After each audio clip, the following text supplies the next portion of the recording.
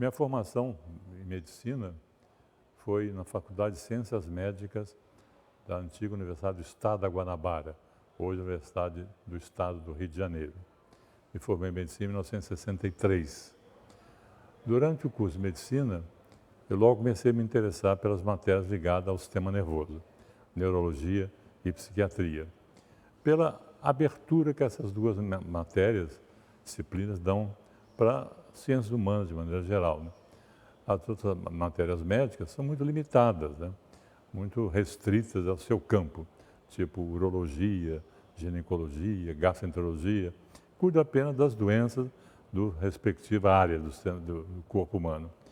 Mas a neurologia, principalmente a psiquiatria, ela oferece uma abertura muito grande para as ciências humanas, por exemplo, para a ciência de maneira geral. E foi o que me interessou dentro da medicina, né?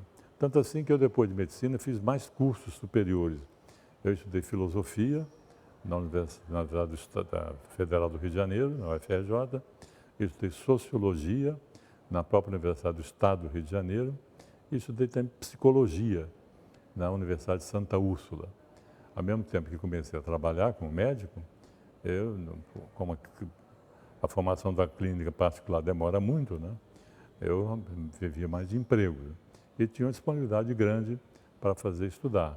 Então fiz esses cursos todos, porque eu acho que a filosofia é um coroamento da psiquiatria importante, da ciência humana, a sociologia também, porque lida com os fenômenos sociais, que estão muito interligados com a psiquiatria, e a própria psicologia, que é uma fundamentação para a psiquiatria. Então eu acho que completei a minha formação. E já comecei a exercer a medicina, a psiquiatria, e um pouquinho a neurologia. Mas mais a psiquiatria, porque eu também comecei a achar que a neurologia é um pouco limitada. Quando ela se dedica mais às doenças físicas do sistema nervoso, né? Tipo acidente vascular cerebral, paralisia, eu achei que ela tinha uma certa limitação também. Mas a psiquiatria não, era um campo enorme, uma abertura muito grande. Então, eu me dediquei cada vez mais à psiquiatria. E comecei a sentir a necessidade também de participar da formação dos médicos, né? Para contribuir também para formar os novos psiquiatras, os médicos, os novos psiquiatras. Então, me aproximei do Instituto de Psiquiatria. Mas eu comecei aqui, que era o grande centro da psiquiatria do Rio de Janeiro e do Brasil, né? Então, comecei a frequentar, inicialmente, as sessões clínicas, inicialmente as reuniões. E logo, em 1969 ou 70, surgiu um concurso para um cargo antigo chamado auxiliar de ensino, que hoje é extinto. Eu fiz esse concurso e passei. Eu tirei o segundo lugar nesse concurso. O professor Jacques Engel, que está aposentado há muitos anos, foi o primeiro lugar, eu tirei o segundo lugar. Quer dizer, então passei e fui nomeado então professor daqui da instituição, do Instituto de Psiquiatria. Portanto, fiquei aqui toda a minha vida. Tive que se aposentar por causa da idade, né? Uma vez que na época 70 anos era o limite de idade, então não pude continuar. Mas a partir da vinda para cá, em 69, 70, até a minha aposentadoria, em 2009, eu fiquei aqui dentro o tempo todo. 2009, 2010, fiquei aqui o tempo todo, exercendo a psiquiatria e começando a participar do ensino, da docência. Fui chefe da enfermaria feminina, chefe da enfermaria masculina, quer dizer, cuidando da assistência, mas dando também minha contribuição à docência. Mas logo depois eu passei a minha grande atividade, que é ser professor. A minha grande vocação, além de médico, é a vocação de professor. Do ensino de graduação, inicialmente, a matéria psiquiatria no curso de graduação, porque não existia residência ainda. Quem era o professor e diretor era o professor José Leme Lopes, que era o antigo professor catedrático. Na época se dizia catedrático, hoje não se usa mais esse termo, é professor titular, né? Então, eu passava da assistência, passei da graduação e o professor Leme Lopes instituiu a residência. Foi a primeira residência de psiquiatria do Brasil. Então, imediatamente passei também a trabalhar na residência, na formação dos novos psiquiatras. Aí realmente foi minha grande realização. Tanto assim que, apesar de aposentado, eu continuo participando tanto do ensino de graduação quanto do ensino de pós-graduação, de residência, né? Já que eu tenho uma vocação muito grande para a docência e sou considerado um bom professor. Então, na medida que ainda tenho capacidade física e mental para isso, eu continuo trabalhando, né? e principalmente no ensino da psiquiatria como especialidade, vai ver que ela sofre muitas mudanças, muitas transformações, né? Cada dia são novos medicamentos que são usados, cada dia são novas perspectivas de diagnóstico, cada dia a assistência muda. Por exemplo, na minha formação, a ideia de internação psiquiátrica era muito comum. A maior parte dos pacientes eram tratados internados em clínica psiquiátrica. Começa aqui com o estudo de psiquiatria. Mas hoje isso mudou, né? Hoje, ao contrário, a ideia é que a internação é uma exceção, tem que ser evitada o máximo, porque ela contribui, nada contribui, ou pelo contrário, prejudica o paciente, na medida que retira o paciente do contato familiar, retira do meio social. Isso é ruim para a evolução da doença mental. Mas na época da minha formatura, no início, isso não era muito claro, né? Talvez até a minha formação em sociologia me ajudou a compreender isso também, né? Que tirar o paciente do meio social não é uma coisa boa. Hoje, qual é a mentalidade atual? A internação ainda existe, evidentemente. Estão aqui as enfermarias dentro da psiquiatria. Mas só uma exceção. Só realmente que não é possível tratar o paciente em casa, ou pelo quadro mental que ele tem, que torna impossível a convivência em casa, ou porque a família é uma família muito disfuncional, muito estruturada, também não ajuda no tratamento. Então a gente tem que internar o paciente. Mas a ideia é que internar o mínimo possível. Assim que ele tiver uma melhora, assim que ele tiver condições de voltar ao seu meio social, a ideia é que volte ao meio social. O meio social não é só a família, mas é o trabalho. A ideia de que o paciente não vai mais trabalhar, não pode trabalhar, também é completamente errada. Pelo contrário, o trabalho é terapêutico.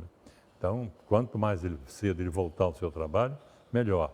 É claro que tem que saber qual é o trabalho que ele está exercendo. Alguns trabalhos podem até contribuir para o agravamento da situação. Mas, em geral, não. Em geral, o trabalho é uma coisa terapêutica. Então, nós estimulamos o paciente que não só saia da internação, que a família o acolha de volta, como também ele volta ao seu trabalho. A família também tem que ser muito bem atendida, porque a ideia das pessoas leigas é a internação, né? Louco, entre aspas, é ficar internado, né? Sair do meio. É o contrário, né? Quanto mais ele ficar no meio da família, melhor. Mas a família tem que ser tolerante, a família tem que ser compreensiva, a família não pode ser disfuncional completamente, porque aí atrapalha. É uma família desestruturada, não ajuda a nada, né? Então nós temos que juntar todos esses dados numa avaliação do paciente para que ele possa receber o melhor atendimento possível, né? E hoje em dia nós estamos focalizando muito esse dado psicossocial das doenças mentais. Claro que a medicação continua sendo indispensável, nós usamos a medicação, hoje em dia não se pode dispensar, mas a ideia é que a medicação é apenas um dos fatores de tratamento. Em alguns casos até muito importante, outros casos menos importante, mas é um deles. Os demais, ou seja, o atendimento psicológico, o atendimento social, esses também são fundamentais. Que a formação médica não era muito assim. O médico era muito formado assim para cuidar do doente, da doença, sem pensar no doente. É o contrário, pensar na doença, mas não pensar no doente como ser humano, como uma pessoa. Mesmo médicos de outras especialidades, eles ainda têm essa dificuldade de entender que eles não têm que tratar só a doença, eles têm que tratar também o doente, ou seja, o ser humano, a pessoa que tem a doença. A doença não é uma coisa que está no ar, de repente entra numa pessoa, ela fica doente. Não é assim. A doença é preparada para uma série de coisas da vida da pessoa, do estilo de vida, da maneira de ser dela, da maneira pela qual encara a vida, da maneira pela qual encara os outros, as outras pessoas. Isso tudo é um conjunto que vai ou precipitar a doença ou, ao contrário, ajudar a pessoa a se livrar da doença. Mas nós médicos temos que compreender isso cada vez mais, né? Por isso que a tendência hoje é não medicalizar em excesso, né? Não medicar demais as pessoas, né? Porque a medicação, muitas vezes necessária, indispensável, mas ela tira a pessoa um pouco do seu meio, da sua vida normal, da sua maneira de ser, né? Pela própria ação do medicamento. Isso não é bom. Então, hoje em dia, nós evitamos medicar excessivamente as pessoas, a não ser em casos muito graves, muito extremos. A medicação ajuda, mas ela é apenas um suporte para que em cima da medicação se construam outras coisas. Quais outras coisas? a volta à pessoa à sua dignidade humana, que ela recupere a sua condição humana, que ela ficou meio comprometida com a doença mental. Essa é que é a visão. E como professor, apesar de aposentado, eu continuo como professor colaborador, né, ajudando no ensino, é isso que eu tento transmitir aos futuros médicos. Né? Estudem muito a parte medicamentosa, chamada psicofarmacologia, que é a parte que estuda os medicamentos psiquiátricos. Quanto mais souberem, melhor, evidentemente, mas nunca se esqueçam que isso é apenas uma dimensão das coisas. A outra dimensão é a psicossocial. E essa, hoje em dia, a gente compreende que é cada vez mais importante.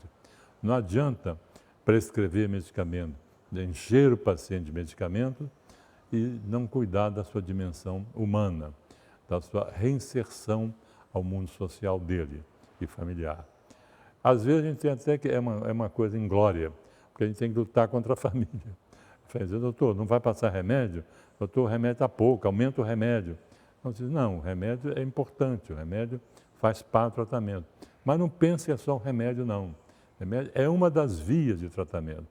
Outras vias tão importantes quanto o remédio é essa, tentar que o paciente volte a ser um ser humano. Não que ele sentava um robô cheio de medicamento, agindo como se fosse um robô, um autômato. Não. Ele tem a medicação necessária, mas ele tem que continuar a compreender que ele é um ser humano, que ele continua com a sua dignidade humana, que ele não pode se afastar do mundo. Ele tem que estar presente no mundo social, no mundo familiar, no mundo do trabalho. Esse que é o trabalho principal que nós temos hoje em dia e que eu procuro, como professor, transmitir aos alunos. De graduação um pouquinho, porque de graduação a maior parte não vai fazer psiquiatria, eles apenas vão ter noção dessas coisas. Mas na residência não, eles vão ser psiquiatras, então eles têm que ficar entranhados dessa mentalidade. E às vezes isso não é muito fácil, porque a formação médica faz essa distorção de cuidar da doença e não do doente. Em psiquiatria não conta, não. A doença tem que ser cuidada, mas o mais importante é o doente e o seu entorno, ou seja, a família, o trabalho, a sociedade. Esse é que é o trabalho principal. Uma questão importante dentro dessa perspectiva é perguntar, mas por que esse excesso de medicação? Há duas razões para isso. Primeiro, que a tecnologia no medicamento evoluiu muito realmente. Os medicamentos psiquiátricos eram medicamentos, no fundo, paliativos. Quer dizer, eles tinham um efeito apenas placebo, ou seja, um efeito apenas para atenuar um pouquinho. Não tinha efeito curativo nenhum. Os medicamentos antigos, por exemplo, a valeriana, a passiflora, eram medicamentos de uso fitoterápico, tirado de plantas, e serviam para acalmar a pessoa. Mas não tinha nenhuma ação realmente etiológica, causal. Isso evoluiu muito. E a tecnologia hoje em dia realmente é muito eficaz. Nós temos medicamentos que agem na causa realmente, não agem apenas no efeito. Agem na causa da doença, tentando ou eliminar a causa, se for possível, ou pelo menos minimizar muito a ação da causa. Né? Em alguns casos a gente resolve, tira realmente, como da depressão. Os antidepressivos, por exemplo, são muito eficazes. Né? Uma pessoa deprimida, ela hoje tem recursos medicamentosos muito poderosos, né, para tirar da depressão. Antigamente não, antes dessa era tecnológica, a pessoa ficava 6 meses, 1 ano, até 2 anos em depressão, tomando um fundo paliativo, medicação para ajudar um pouquinho, parecendo que está sendo medicada, mas no fundo não estava sendo medicada. Estava apenas achando que estava tomando alguma medicação eficaz. Isso acabou. A partir do primeiro antidepressivo realmente eficaz, que chamava-se imipramina, ele realmente começou a mostrar que funciona mesmo na depressão, na causa da depressão. Então, hoje em dia, nós podemos agir na causa, como na depressão. Em outros casos, não dá para agir na causa, como na esquizofrenia, porque a causa é mal compreendida, não se sabe qual é a causa, mas nós minimizamos muito os sintomas da esquizofrenia com a medicação. Então, a tecnologia passou a justificar o uso da medicação, o uso causal, o uso realmente racional, o uso realmente de medicação não apenas paliativa, mas de ação causal mesmo. Isso continua sendo assim, e tomara que seja assim, e que continue cada mais nessa linha. As doenças hoje que não têm de cura, como Alzheimer, por exemplo, a nossa esperança é que se encontre uma medicação que cure essa doença. Né? Então, toda essa linha de pesquisa continua indispensável e fundamental na formação do médico psiquiatra. Agora, o outro lado dessa medicação é o seguinte, é o papel da mídia. Ou seja, os laboratórios pesquisam novos medicamentos, produzem novos medicamentos e, evidentemente, o laboratório não é uma ação humanitária, eles querem ganhar dinheiro com aquilo, obviamente, não tem nada contra. É a ideologia do capitalismo, né? Ele investiu naquilo, pesquisou, gastou milhões de dólares com pesquisadores, substâncias e tal, conseguiram uma substância. Claro que querem tirar todo o investimento ali e o lucro dali, isso não tem nada contra, é o espírito do capitalismo. Só que às vezes o laboratório, na ânsia de ganhar mais, começa a forçar muito o uso da medicação, né? E começa assim a, digamos assim, a ficar para trás dos médicos, cerceando os médicos para que eles prescrevam aquela medicação, como se fosse uma maravilha, a última maravilha. E não tem medicamento maravilhoso, né? Tem medicamento, como eu acabei de falar, muito útil, mas maravilhoso não. Se tiver maravilhoso, resolveu todo o problema da humanidade, né? Acaba a doença, acaba o câncer, acaba a doença mental, acaba tudo, não é assim. Mas os laboratórios, dentro da perspectiva deles, óbvio, né? Eles ficam forçando o médico. Então, as visitas dos propagandistas, a entrega de amostra, pagando viagens a congressos e facilitando coisas para os médicos, isso é uma maneira de envolver os médicos. Os médicos mais jovens não percebem, às vezes, muito isso claramente, né? Os mais antigos, como eu, já estão calejados disso, sabem. Mas o médico mais jovem acaba prescrevendo medicamento não apenas baseado na ciência da farmacologia, mas no que o laboratório transmitiu. E o laboratório transmitiu, em parte, é a ciência, mas boa parte é o interesse deles. Então, os médicos têm que prestar atenção nesse aspecto, né? Prescrevam quando necessário, mas sabem o que estão fazendo. Não porque o laboratório fez propaganda, o laboratório forçou, o laboratório prometeu coisa, o laboratório encheu de amostra, não é bem assim. Então, isso é importante. Isso é uma das coisas mais importantes no momento na formação médica. Porque o conhecimento em si, o médico encontra nos livros, estão os livros aí, os cursos para ele ter o conhecimento. O que ele não tem é arte, quer dizer, a ciência ele tem, através dos livros, dos tratados, se ele for uma pessoa estudiosa, interessada. Mas ele tem que saber que a medicina é uma arte também, ou seja, a maneira de exercer a medicina é tão importante quanto a própria ciência. E mais ainda a psiquiatria. Como a psiquiatria lida com problemas emocionais, problemas humanos, problemas sociais, é mais importante ainda essa dimensão da arte do médico, artesanal do médico. Isso, infelizmente, às vezes as formações médicas não contemplam isso. Mesmo na residência, fica uma preocupação muito grande do saber farmacológico, conhecer a substância, mas esquece a arte do médico. Ou seja, como acolher o paciente, como ouvir o paciente. Na minha vida profissional, um dos elogios que eu mais ouvi de um paciente foi dizer assim para mim: doutor, você sabe qual é a imagem que eu faço da sua figura, da sua pessoa? Não, o senhor é uma grande orelha. Por quê? Porque o senhor sabe ouvir. Sabe ouvir. Mas isso não tinha que ser privilégio de ninguém, né? Elogio, não. Isso tinha que ser o dia a dia do médico. Ouvir, saber ouvir, né? Claro, qualquer médico, mais ainda o psiquiatra. Esse, então, se não souber ouvir, vai ser um péssimo psiquiatra. Não sabe nem o que está fazendo na vida profissional dele. É isso que, às vezes, a gente sente que ainda está falha na formação médica psiquiátrica. Ainda está muito voltado para a doença, para o remédio, e pouco voltado para essa dimensão de saber ouvir. E a minha preocupação como professor, quando estava na ativa e agora como colaborador, é isso, né? É fazer com que o Instituto forme médicos que saibam ouvir, médicos que vejam essa dimensão também. Isso é importante na própria história do estudo de psiquiatria. O professor Leme Lopes, que eu respeito, é um nome respeitável na história da psiquiatria, mas foi aquela formação tradicional, né, do médico que receita remédio, né? O Instituto era muito voltado para essa ideologia de internar paciente e tratar as doenças, sem olhar muito a dimensão doente, ou seja, ele próprio como pessoa e a família dele. Mas isso foi mudando aos poucos, né? A grande mudança aconteceu na direção do professor João Ferreira, que era um psiquiatra de formação humanística muito importante. E ele começou a dar digo, guinada é uma palavra um pouco forte, mas esse viés para mostrar que o médico tinha que também ter essa formação psiquiátrica. O Instituto de Psiquiatria não podia se limitar apenas a ensinar a passar remédio para a doença mental. Tinha que ensinar também como compreender o doente, como compreender a família, como lidar com essa situação.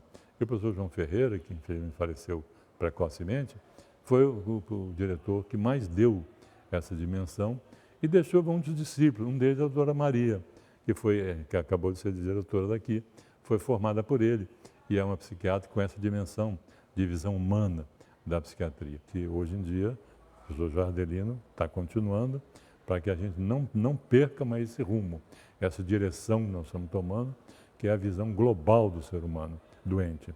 Não apenas a doença dele, mas ele como pessoa, por que ele ficou doente, o que aconteceu na vida dele, que tropeço foi esse que ele levou para ficar doente. Isso a gente tem que entender.